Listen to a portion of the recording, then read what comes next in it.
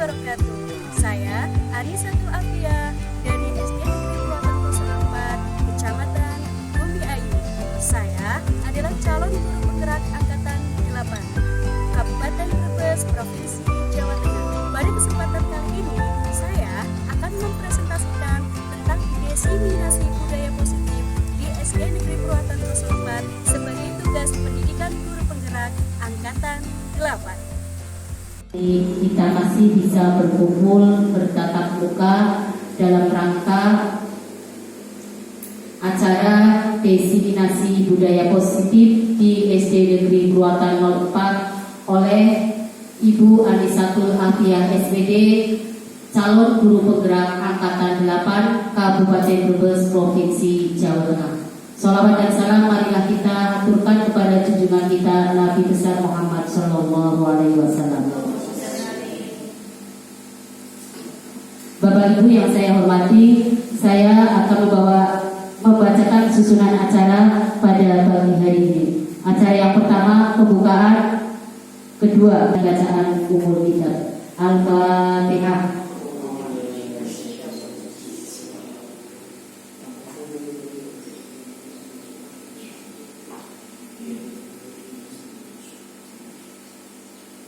Acara yang kedua, presentasi diseminasi budaya positif di SD Negeri Purwaten 04 yang akan disampaikan oleh Ibu Anisatul Afia SPD.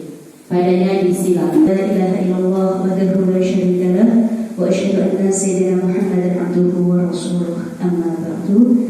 Yang saya hormati Bapak Kepala Sekolah SD Negeri Purwaten 04, Bapak Tri Faikun SPSD. Yang saya hormati segenap staf dan Dewan Guru SD Negeri Purwaten 04. Yang pertama, marilah kita panjatkan kehadiran Ilahi Rabbi yang mana pada hari ini telah memberikan beberapa kenikmatan, yaitu nikmat iman dan nikmat Islam. Sehingga dengan kedua nikmat tersebut, alhamdulillah kita bisa berkumpul kembali dalam acara aksi nyata modul. Silakan Bapak Ibu. Yang bertanya? Ya, silakan. Ya, maksudnya tunjuk jari ketika mau ya. bertanya. Tunjuk jari ketika mau bertanya.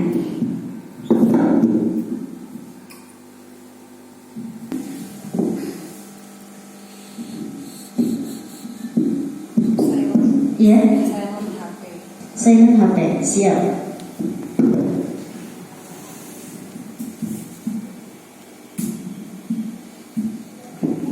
Yang ketiga, silakan.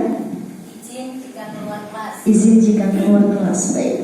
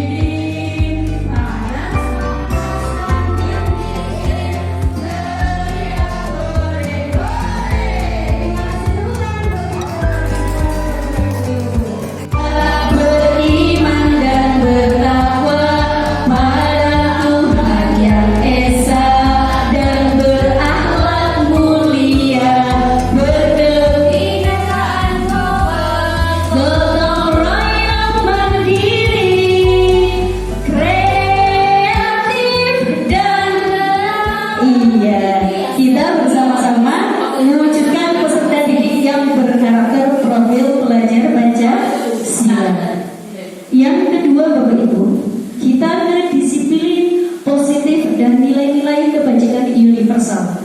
Apa itu arti disiplin? Dalam budaya kita, makna kata disiplin yaitu sesuai yang dilakukan seseorang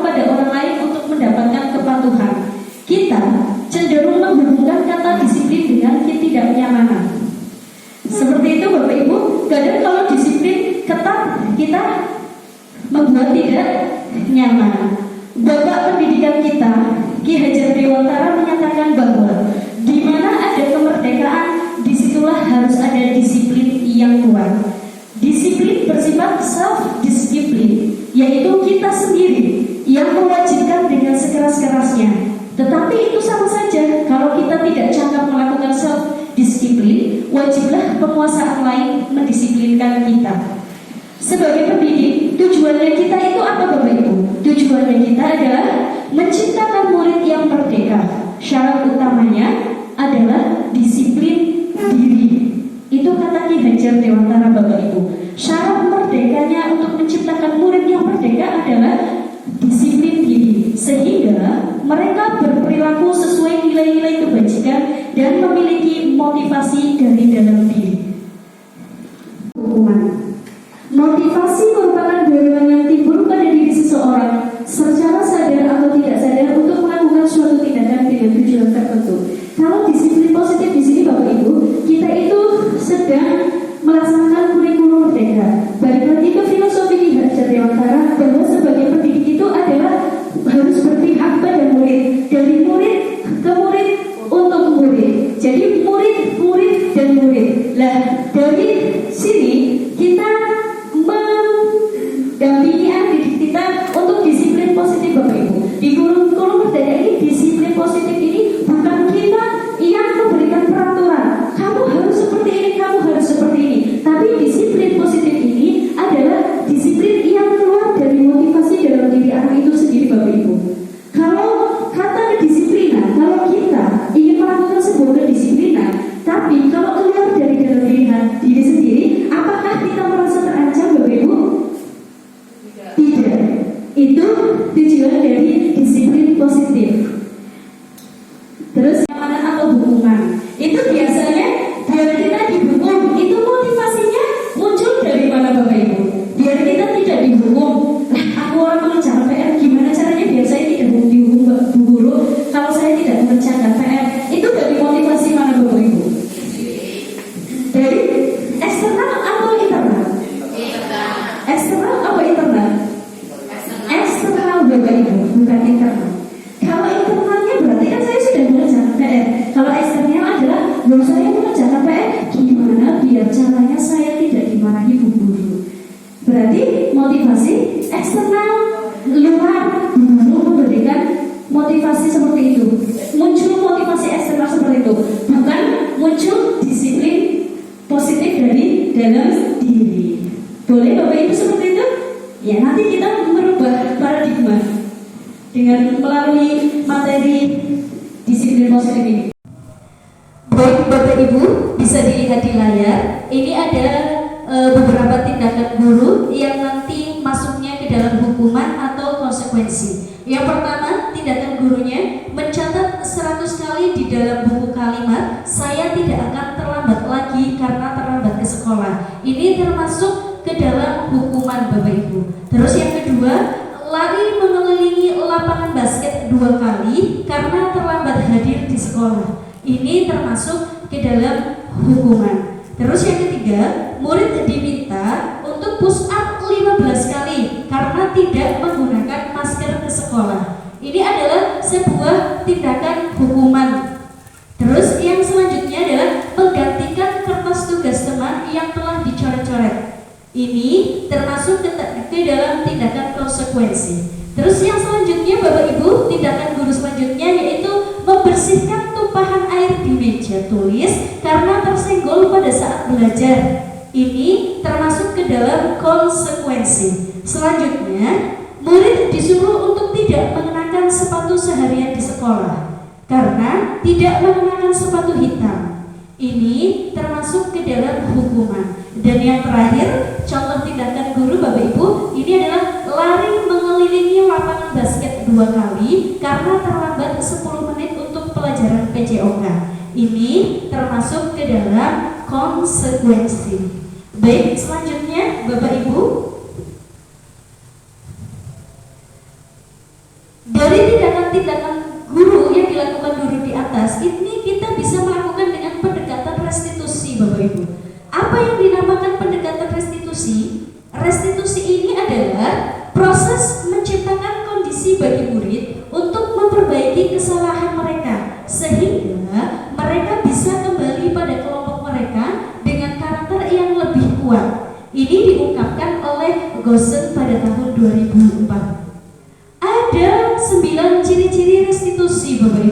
Yang pertama adalah bukan untuk menebus kesalahan, namun untuk belajar dari kesalahan.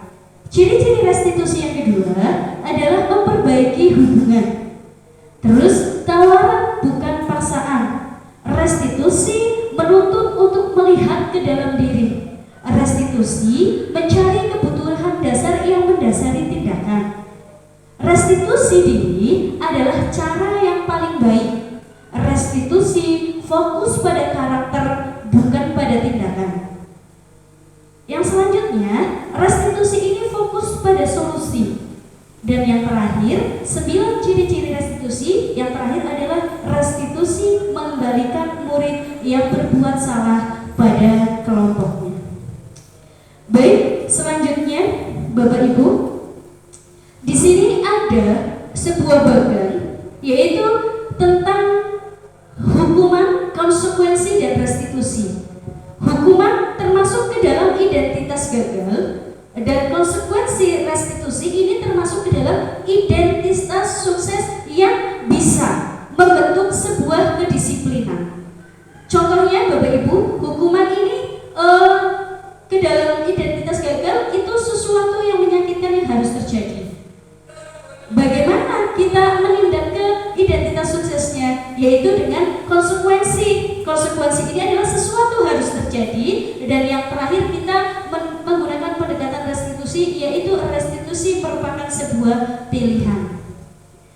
Dan identitas gagal, hukuman termasuk ke dalam identitas gagal, ini membuat anak didik itu merasa tidak nyaman, Bapak Ibu. Merasa tidak nyaman untuk murid atau anak untuk jangka waktu yang panjang. Berbeda dengan konsekuensi. Kalau untuk konsekuensi itu tidak nyaman untuk murid dalam jangka waktu yang pendek. Bagaimana kita memberikan pendekatan dengan cara restitusi? Dengan cara restitusi yaitu menguatkan untuk murid atau anak dalam jangka waktu panjang. Dan seterusnya Bapak Ibu, kita bisa ke slide selanjutnya. Perbedaan hukuman, konsekuensi, dan restitusi. Contoh di sini yang saya tampilkan adalah ada kasus siswa yang tidak mengerjakan PR. Bagaimana seorang pendidik dalam menyelesaikan kasus tersebut? Kita bisa posisi di mana kita menjadi seorang pendidik, Bapak Ibu. Kalau kita di posisi penghukum, itu memberikan hukuman, Bapak Ibu. Guru menghukum berdiri di depan kelas atau menulis di buku tulis berjanji tidak lupa mengerjakan PR sebanyak 100 kali. Dan guru merasa marah dan murid menjadi takut. Ini akan berdampak negatif untuk anak itu sendiri, Bapak Ibu. Makanya kita tidak boleh memberikan hukuman terhadap anak, karena dengan memberikan hukuman kepada anak itu akan memberikan traumatik tersendiri kepada anak yang akan diingat sepanjang hayatnya, sepanjang umurnya, sampai tua pun. Bahkan kalau itu menyakitkan diri kita, itu akan terekam di memori anak tersebut, Bapak Ibu, sampai tua nanti, sampai dewasa nanti. Terus yang kedua, bagaimana kita memberikan pendekatan menyelesaikan sebuah kasus itu dengan cara konsekuensi, Bapak Ibu. Guru memberikan konsekuensi untuk mengerjakan PR pada jam istirahat. Gurunya bersikap tegas dan siswanya menghormati akan hal itu. Ini konsekuensi ini jauh lebih baik daripada sebuah hukuman. Ini bersifat pendek, Bapak Ibu. Terus yang ketiga itu adalah restitusi. Bagaimana kita menyelesaikan sebuah kasus untuk anak yang tidak mengerjakan PR? Kita memberikan pendampingan dengan cara restitusi. Ini guru menanyakan keyakinan kelas atau menanyakan diri dan membantu siswa menyelesaikan masalahnya. Guru terbuka dan siswa menghormati dirinya dan orang lain. Dengan kita terbuka kepada anak didik kita dengan menggunakan kata-kata yang halus, itu akan memberikan kenyamanan tersendiri, Bapak Ibu. Memberikan kenyamanan di dalam hati anak didik kita, sehingga anak didik kita nanti akan menyadari akan hal yang sudah dilanggar seperti itu. Baik, sampai sini sudah paham ya Bapak Ibu? Kita lanjut ke slide selanjutnya. Selanjutnya Bapak Ibu, keyakinan kelas. Mengapa tidak peraturan saja? Mengapa harus keyakinan kelas? Di kurikulum Merdeka Bapak Ibu sekarang tidak ada lagi peraturan, tapi adanya adalah sebuah keyakinan.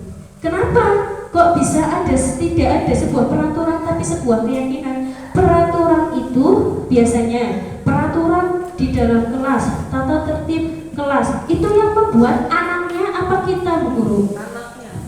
Peraturan tata tertib kelas. Tata tertib rata-rata yang buat adalah dari guru. Iya. Nah, kalau keyakinan kelas itu dalam bentuk kesepakatan Bapak Ibu. Kesepakatan kelas itu terbentuk dari diri sendiri. Contohnya nih, mengapa kita memiliki peraturan harus menggunakan helm bila mengendarai kendaraan roda 2? Kalau peraturannya biar apa Bapak Ibu? Biar tidak ditilang kan kalau sesuai dengan peraturan yang ada. Tapi kalau yang timbul adalah keyakinan, saya menggunakan motor terus memakai helm agar selamat. Kan yakin Bapak Ibu? Lah, bagaimana saya yakin kalau saya menggunakan motor pakai helm agar tidak jatuh? Berarti kan saya yakin akan melakukan hal itu agar tidak jatuh, seperti itu. Kalau jatuh, selamat untuk melindungi sendiri. Karena yakin, akhirnya kita menggunakan motor, memakai helm, memakai motor menggunakan helm. Yang kedua, mengapa kita memiliki peraturan 3M? Menggunakan masker, mencuci tangan, dan menjaga jarak 1,5 meter. Ini terjadi pada waktu kita COVID. Itu kenapa Bapak Ibu kita menggunakan masker? Kalau sesuai peraturan adalah peraturan harus menggunakan masker. Lah, bentuk keyakinan dirinya melindungi diri. Akhirnya kan kita melakukan keyakinan yang kita yakini nih Bapak Ibu. Terus yang ketiga, mengapa kita memiliki peraturan harus datang tepat waktu pada saat mengikuti pelatihan? Kalau peraturannya dimarahi atau dihukum, kalau keyakinannya adalah iya, berlatih disiplin diri. Iya Bapak Ibu. Untuk mendukung motivasi intrinsik ini, kembali ke nilai-nilai keyakinan Bapak Ibu, lebih menggerakkan seseorang dibandingkan mengikuti serangkaian peraturan-peraturan. Jadi kalau keyakinan diri ini muncul dari diri sendiri. Jadi ini adalah motivasi intrinsik Bapak Ibu. Kalau kita yakin akan melakukan sesuatu, kita akan lebih enak akan melakukan hal itu Bapak Ibu. Jadi itu yang namanya keyakinan. Selanjutnya Bapak Ibu bisa dilihat lagi di layar. Di sini ada sebuah peraturan, di sini ada keyakinan kelas. Keyakinan kelas ini terbentuk dari sebuah keyakinan dan hasil dari sebuah kesepakatan Bapak Ibu. Contohnya ini, selalu mengembalikan buku ke tempatnya. Jadi bentuk keyakinan kelasnya berarti apa Bapak Ibu? Berarti disiplin Bapak Ibu. Keyakinan kelas ini berarti lebih ke kalimat positif. Keyakinan kelas itu sama halnya sebuah peraturan, tapi kalau peraturan itu mengikat, kalau keyakinan itu dari diri sendiri. Kalau yang kedua, dilarang mengganggu orang lain, berarti keyakinan kelasnya apa Bapak Ibu? Menghargai, menghormati. Yakin kan Bu? Berarti saya tidak mengganggu orang lain. Terus, hadir di sekolah 15 menit sebelum pembelajaran dimulai. Disiplin. Luar biasa Bapak Ibu. Terus dilarang melakukan kekerasan. Dilarang melakukan kekerasan dalam bentuk kalimat positifnya berarti bisa juga disiplin diri, bisa menghormati, terus menyayangi, bisa. Terus dilarang menggunakan narkoba. Iya, menaati ya Bapak Ibu. Taat, menjaga diri, bisa boleh. Terus bergantian atau menunggu giliran antri Bapak Ibu, disiplin. Terus gunakan masker. Keselamatan bisa, menghargai diri sendiri bisa. Terus yang terakhir adalah jangan berlari di kelas atau koridor. Keyakinan kelas yang kita miliki Bapak Ibu berarti disiplin, boleh. Kita lihat jawabannya Bapak Ibu. Ya, betul berapa tadi? Siap. Selalu mengembalikan buku ke tempatnya. Keyakinan kelasnya dalam bentuk tanggung jawab. Dilarang mengganggu orang lain, menghormati orang lain, hadir di sekolah 15 menit sebelum pembelajaran dimulai, menghormati orang lain atau berkomitmen. Terus yang keempat, dilarang melakukan kekerasan, keselamatan, menghormati orang lain. Terus dilarang menggunakan narkoba, kesehatan, bergantian atau menunggu giliran, menghormati orang lain atau bersabar, gunakan masker, kesehatan, keselamatan, jangan berlari di kelas atau koridor, keselamatan, keamanan. Berarti yakin Bapak Ibu, yakin yang ada dalam diri sendiri. Berarti kalau mengembalikan buku, berarti saya yakin saya menjadi orang yang bertanggung jawab. Seperti itu Bapak Ibu. Paham ya? Selanjutnya, next. Bapak Ibu, ini adalah contoh video dokumentasi membuat keyakinan kelas yang sudah saya buat. Jadi keyakinan kelas yang sudah saya buat ini adalah hasil kesepakatan bersama Bapak Ibu. Keyakinan kelas itu adalah metode atau cara dalam membuat kesepakatan yang muncul dari diri sendiri Bapak Ibu. Kalau dulu kita itu sebuah tata tertib kelas, peraturan kelas, sekarang kita rubah menjadi keyakinan kelas. Lah keyakinan kelas ini terbentuk dari siapa? Ya dari anak itu sendiri. Contohnya kemarin Bapak Ibu.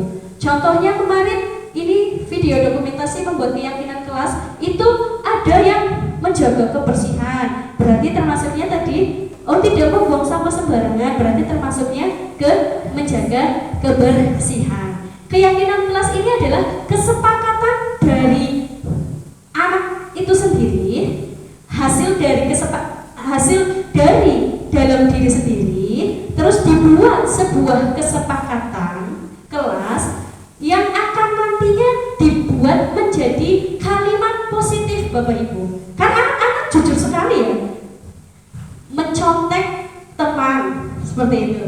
Jadi kesepakatannya berarti apa Bu Guru? Mencontek teman, dibuat kalimat disiplinnya, dibuat kalimat positifnya adalah menghargai dan menghormati. Ini sebagai tugas saya Pak Bu, ini contoh dokumen membuat keyakinan kelas. Monggo disimak.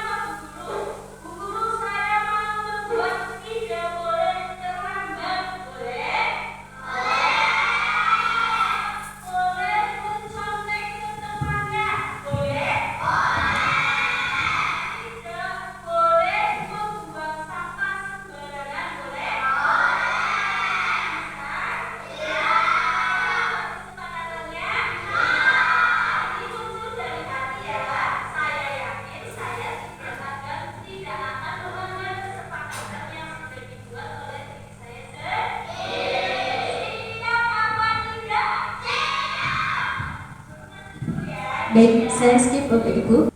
Baik, yang selanjutnya Bapak Ibu, itu adalah kebutuhan dasar manusia. Kita harus mengerti karakter murid kita masing-masing, apa yang murid kita butuhkan. Tentunya ada 4 kebutuhan dasar manusia. Yang pertama, kasih sayang dan rasa diterima. Yang kedua adalah penguasaan. Yang ketiga adalah kesenangan. Yang keempat adalah kebebasan. Luar biasa sekali Bapak Ibu kita menghadapi karakter anak didik kita. Kalau kita nanti akan tahu dengan sendirinya bagaimana kok bisa anak itu melakukan sesuatu yang membuat kita itu marah atau tidak melakukan keyakinan kelas. Pasti segala sesuatu ada alasannya nih Bapak Ibu.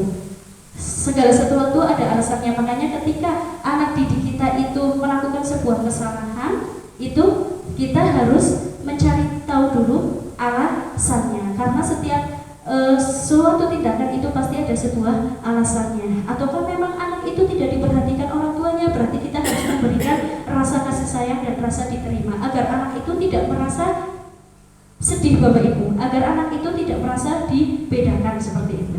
Karena tujuan kita adalah mendampingi anak untuk mencapai keselamatan dan kebahagiaan. Terus yang kedua, penguasaan, kesenangan, dan yang ketiga, kebebasan. Ini semua adalah kebutuhan dasar manusia untuk bertahan hidup.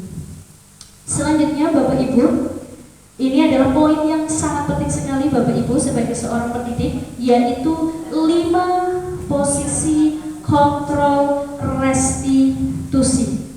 Ada 5 posisi kontrol restitusi Bapak Ibu.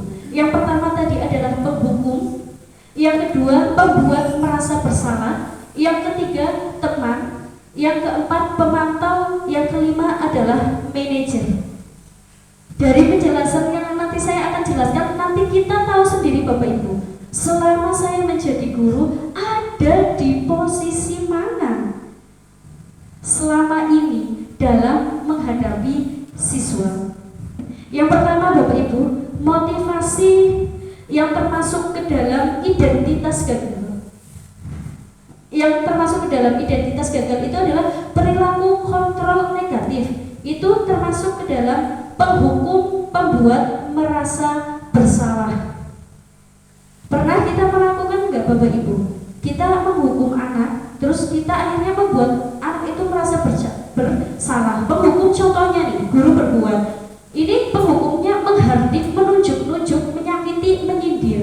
Terus pembuat orang merasa bersalah. Kalau posisi kita di posisi pembuat orang merasa bersalah, itu berceramah menunjukkan kekecewaan mendalam. Terkadang kita seperti itu Bapak Ibu.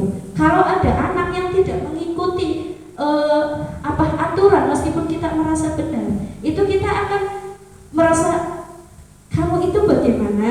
Sudah diperhatikan sama Bu Guru kok seperti itu saja? Ya sudahlah. Seperti itu Bapak Ibu. Akhirnya kan anak, iya ya, Bu Guru memperhatikan kok saya masih seperti ini saja. Akhirnya timbul merasa bersalah. Ternyata tindakan itu juga termasuk ke dalam identitas gagal Bapak Ibu. Ini adalah perilaku kontrol negatif. Bagaimana kita menghadapi anak didik kita agar kita itu termasuk ke dalam identitas berhasil atau sukses.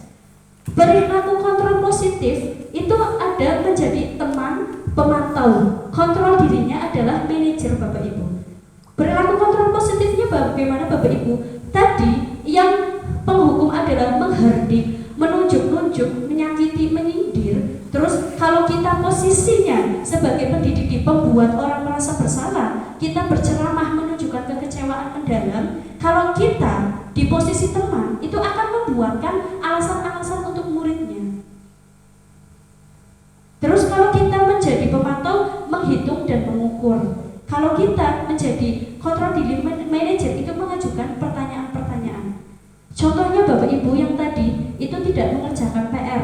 Kalau kita posisi penghukum, kita akan seperti apa Bapak Ibu?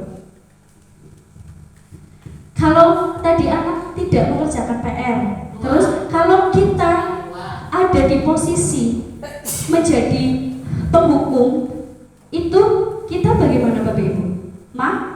Marah, terus menghukum, suruh keluar.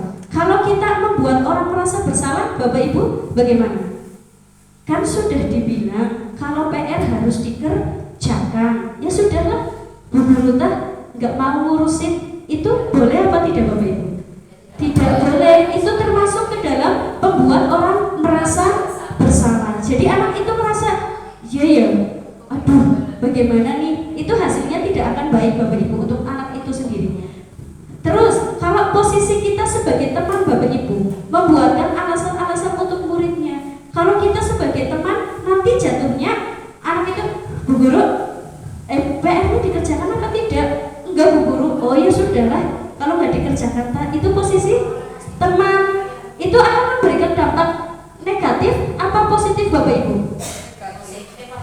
Ini kan kontrol positif, iya, tapi tidak terlalu ke negatif sekali. Oh, ya,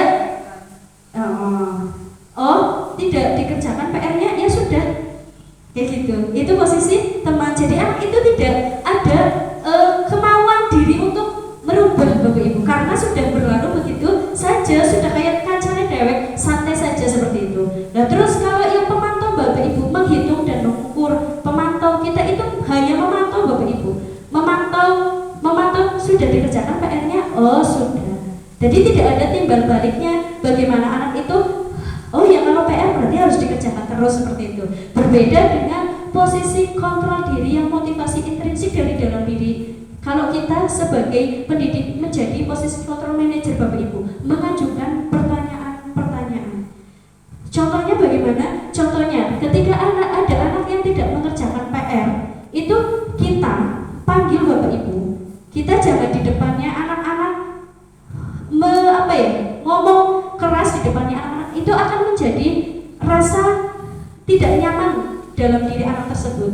Jadi kita itu mendampingi anak Bapak Ibu, dipanggil dulu anaknya pelan-pelan, atau enggak kita panggil di waktu di luar jam pelajaran. Kita tanyakan dulu kabarnya, bagaimana kabarnya, sehat. Terus kita tanyakan hal-hal yang positif sehingga anak itu merasa nyaman dengan kita.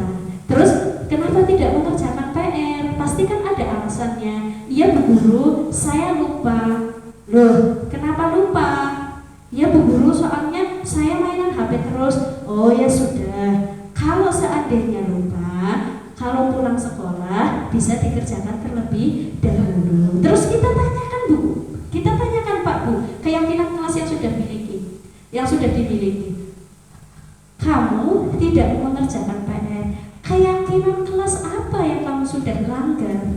Nanti anak berpikir Bapak Ibu, saya tidak mengerjakan PR, saya sudah membuat sebuah keyakinan kelas, berarti saya harus bagaimana? Oh iya Bu Guru, saya tidak mengerjakan PR, berarti keyakinan yang saya langgar adalah saya tidak disiplin waktu. Terus kita tanyakan lagi pelan Bapak Ibu, bagaimana kamu melakukan hal untuk memperbaiki keyakinan kelas yang sudah kamu langgar?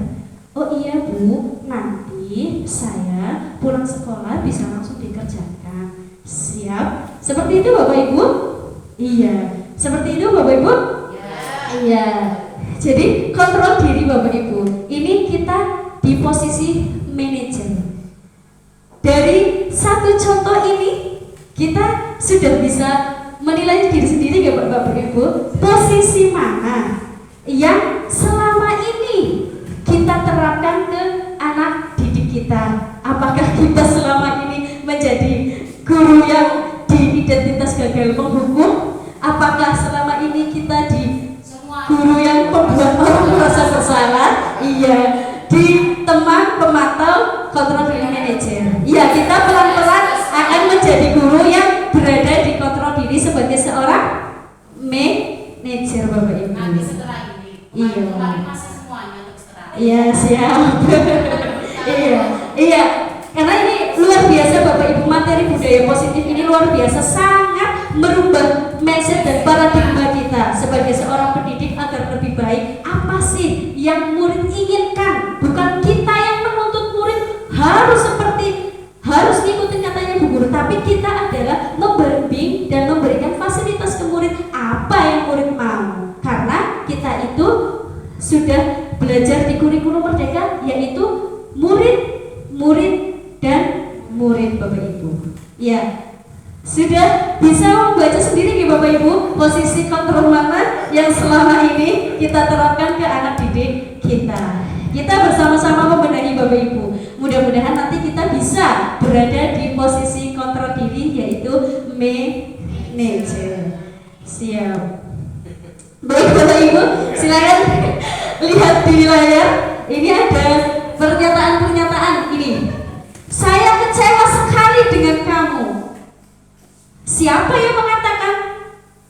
Posisi guru yang mana yang mengatakan bahwa saya kecewa sekali dengan kamu? Apakah penghukum? Apakah pembuat merasa bersalah? Atau pemantau, teman, atau manajer Bapak Ibu? Merasa bersalah. Kalau kamu tidak pernah benar melakukannya,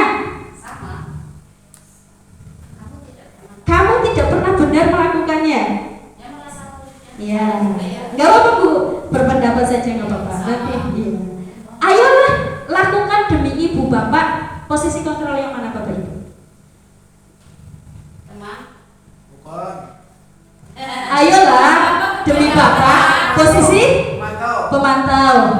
Kalau dari Bu Saila, teman. Iya, nggak apa-apa berpendapat Bapak Ibu. Tidak harus benar dan tidak harus salah. Kita sama-sama berproses belajar. Apakah kamu mau mendapatkan stiker bintang hari ini? Teman. Bu Saila apa? Ya sama. Teman. Belia? Baik. Bagaimana kamu bisa menyelesaikan masalah ini? Ayo Bapak Ibu. Kita akan bertanya. Pemantau? Siap. Pak Liu, pemantau, kamu jawab? Manajer. Siap, luar biasa. Kamu selalu yang paling terakhir. Membuat merasa bersalah. Luar biasa sekali Bapak Ibu. Coba kita lihat jawabannya. Baik. Kalau kita ada sebuah pernyataan, kalau kita sebagai pendidik, kalau masih ada kata saya kecewa sekali dengan kamu, berarti kita ada di posisi membuat orang merasa bersalah. Terus kamu tidak pernah benar melakukannya sebagai penghukum, karena kata itu menyakitkan ya Bapak Ibu. Iya. Ayolah lakukan demi ibu bapak sebagai teman. Terus, apakah kamu mau mendapatkan stiker bintang hari ini? Posisi kita sebagai pemantau. Terus, bagaimana kamu bisa menyelesaikan masalah ini? Posisi kita sebagai manajer. Bagaimana kamu bisa menyelesaikan masalah ini? Seperti tadi yang PR. Nah, terus kamu mau menyelesaikannya bagaimana agar kamu tidak melanggar keyakinan yang kamu buat sendiri, seperti itu Bapak Ibu. Itu adalah posisi manajer. Kita ngomongnya berarti kalau sama anak didik kita harus halus ya Bu. Iya. Ya. Terus yang terakhir, kamu selalu yang paling terakhir. Berarti penghukum. Itu kadang kata-kata kamu terakhir terus, padahal kita selalu memberikan rasa tidak nyaman ke anak nih Bapak Ibu. Iya, merasa bersalah tidak? Merasa bersalah. Setelah saya mempelajari materi ini, banyak sekali refleksi diri saya bahwa ternyata saya menjadi guru yang seperti ini. Ternyata saya harus seperti ini. Ternyata saya harus menjadi guru yang seperti ini. Luar biasa sekali Bapak Ibu materi di disiplin positif ini. Kita merubah paradigma kita yang dari guru yang kita dulunya menjadi seorang guru yang penghukum, membuat anak merasa bersalah dengan kata-kata yang kita ucapkan. Kadang kita sendiri tidak Bapak Ibu menyadari bahwa kata-kata itu sangat menyakitkan. Itu kita merubah bersama-sama, belajar pelan-pelan nih Bapak Ibu. Kita mudah-mudahan bisa menjadi guru yang ada di posisi manajer. Amin. Terus Bapak Ibu, untuk menyelesaikan masalah yang dihadapi siswa, bagaimana tadi kita sudah membentuk sebuah keyakinan kelas, itu kita menggunakan segitiga restitusi Bapak Ibu. Segitiga restitusi ini validasi tindakan yang salah, terus menstabilkan identitas, menanyakan keyakinan Bapak Ibu. Kalau tadi yang anak yang tidak mengerjakan PR itu kan kita tidak langsung ngomong bisa PR-nya tidak dikerjakan, itu tidak boleh nih Bapak Ibu. Ya kita ini dulu validasi tindakan yang salah dulu Bapak Ibu. Kita tanyakan kabarnya dulu. Terus kamu tahu nggak bisa dipanggil sama Bu Guru?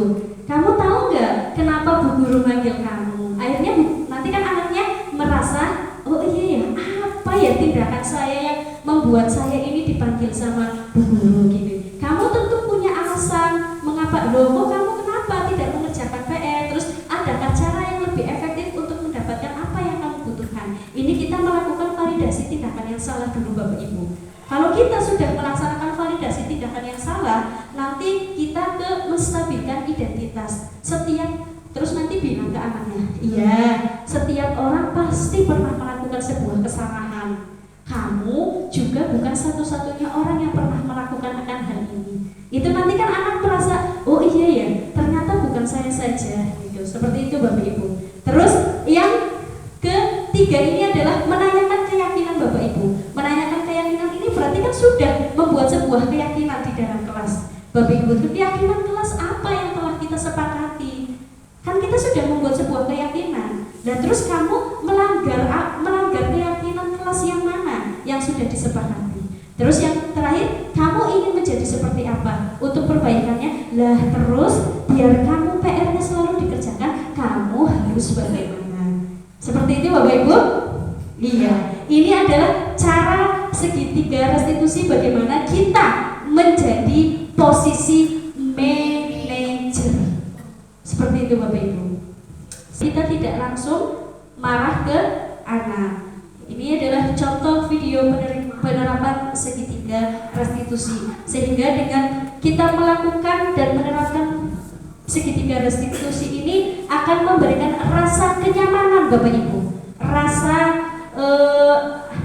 tidak takut lagi dengan Bu Guru ketika kita melakukan sebuah kesalahan yang akhirnya dengan rasa nyaman tersebut akhirnya membuat anak ini, oh iya, saya harus melakukan sebuah tindakan yang lebih baik lagi. Seperti itu Bapak Ibu. Selanjutnya Bapak Ibu, kita di kesimpulan. Dalam penerapan program disiplin positif ini, hendaknya guru memiliki standar kepribadian, profesional dan sosial yang baik, di mana guru ini harus mampu berefleksi pada posisi kontrolnya saat ini, bagaimana perjalanan dirinya sebagai seorang among atau posisi manajer yang menentukan murid-murid menjadi insan mandiri, merdeka, dan bertanggung jawab. Siap Bapak Ibu untuk menjadi posisi manajer sebagai seorang pendidik ke anak didik kita? Siap. Kita lakukan pembenahan, kita selalu berefleksi diri ke kejadian-kejadian yang sudah kita lakukan. Setiap kali kita pembelajaran, kita selalu merefleksi diri Bapak Ibu. Kurangnya pembelajaran di hari ini apa? Berarti besok saya harus lebih baik dari hari ini. Selalu seperti itu Pak Bu, sehingga tujuan utama kita itu adalah menentukan murid-murid menjadi insan yang mandiri, merdeka, dan bertanggung jawab. Baik Bapak Ibu, kita di sesi terakhir yaitu refleksi 4P. Nanti dimohon untuk Bapak Ibu bisa memberikan refleksi 4P. Yang pertama adalah fact, peristiwa apa yang terjadi pada hari ini.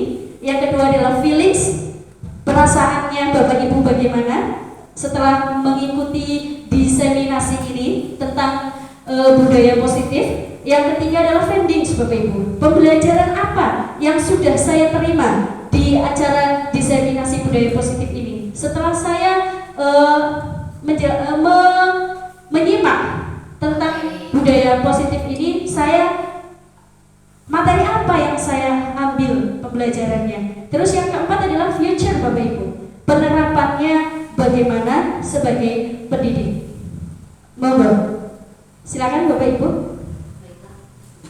Pada hari ini kita dapat pembelajaran yang luar biasa dari rekan kita yang Ibu Anisatul Afia, sehingga membuka paradigma kita yang sebelumnya lebih ke, kalau menghukum mungkin kita sudah enggak ya sejauh ini, kalau menghukum lebih banyak enggaknya mungkin, tapi kalau membuat salah, merasa bersalah anak sepertinya saya merasa, tapi kalau menghukum sepertinya saya sudah tidak seperti itu ya untuk saat ini.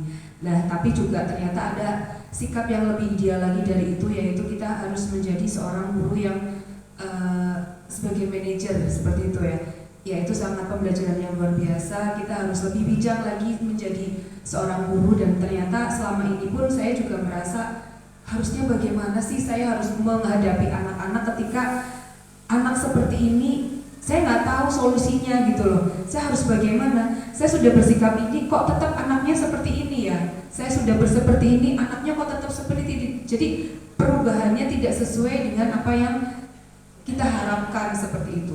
Dan ada lagi satu, ternyata setelah ada wacana seperti ini, ada pembelajaran seperti ini, paling enggak saya sudah punya gambaran bagaimana ke depannya kita harus bersikap mungkin lebih dekat lagi dengan anak-anak, dan lebih sabar lagi, dan lebih masuk ke pikiran dan ke dunia mereka. Intinya mungkin seperti itu.